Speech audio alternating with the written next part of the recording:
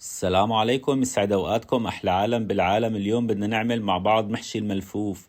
ما شاء الله المنظر مبين شي ناهي على الاخر واللحمة رايحة نيفة. حطيتهم ساعتين ونص على نار هادية، اللحمة تنهنها والملفوف دايب ذوبان ما شاء الله. تعالوا نشوف طريقة التحضير حبايبي.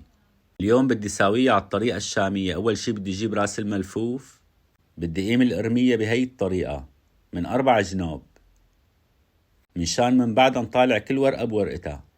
شغلة ولا أسهل من هيك. هلأ عندي المي عم تغلي، حاطط ملح مع المي.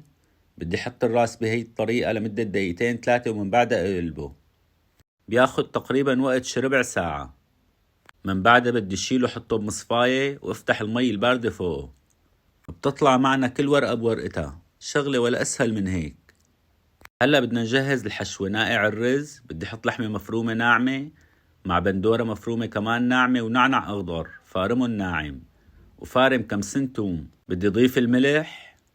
اليوم بدنا نساويه على الطريقة الشامية بدون دبس بندورة، مع معلقة كمون وفلفل أسود، وطيبة تكون مفلفلة شوي زيادة. هلا بدي حط معلقة سمن حيواني لأنه اللحمة ما فيها دهنة. هلا بدي ادعكن دعكة تكون مرتبة. ما شاء الله التتبيلة طلعت عنا شي ناهي على الآخر.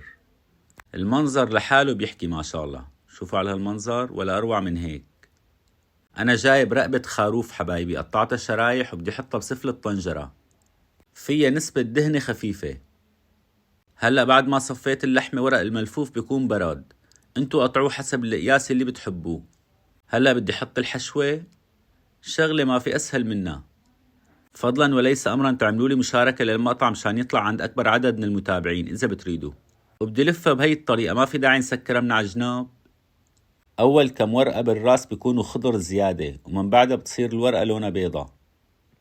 السنة الماضية ساويت لكم إياها على الطريقة التركية، بضيفوا لها دبس البندورة. موجودة كمان على صفحتي، اكتبوا الشيف نور الدين طريقة الملفوف تطلع لكم. ضيفوني على حساباتي حبايبي الشيف نور الدين، فيسبوك، يوتيوب، انستغرام، تيك توك.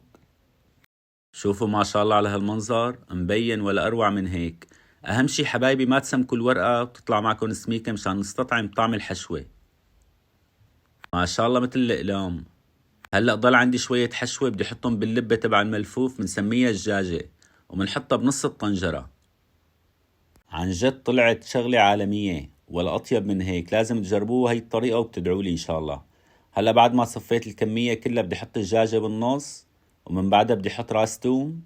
التوم بيعطي طعم كتير طيب. من بعدها بدي ضيف الملح والنعنع اليابس. أنا حطيت بقلب الحشوة نعنع أخضر. حبايبي أهم شي تضيفوني على اليوتيوب. بكرة برمضان أي وصفة بدكن إياها فورا بتروحوا بتلاقوها على اليوتيوب. هلأ بدي حط التقالة ومن بعدها بدي أغمرهم بالمي، ومن بعدها بشغل الغاز عليهم، بستناهم لحتى يغلوا أول غلوة، وبحط النار على نار وسط كرمال يستووا على مهلهم. شوفوا على هالمنظر ما شاء الله. أخذوا معي وقت تقريبا 2.5 ساعات.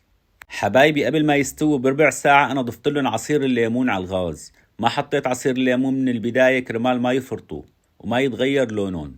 ما شاء الله اللحمة فارطة والملفوف منهنة. ما تنسوني من دعمكم، انتو أحلى عالم بالعالم. تحياتي لكم جميعا.